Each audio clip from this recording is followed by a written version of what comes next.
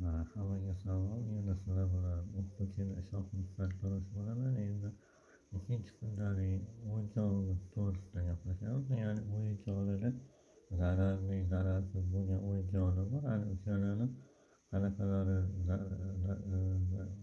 zararsiz, qanaqalari zararli uning to'g'risida gaplashamiz va orasida ko'rsatib qo'yamiz.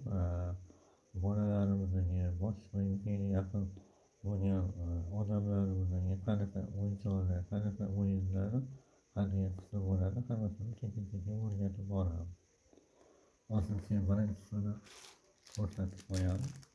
Qanaqalarni qadriyatli bo'ladi, qanaqalarni qadriyatli bo'lmaydi.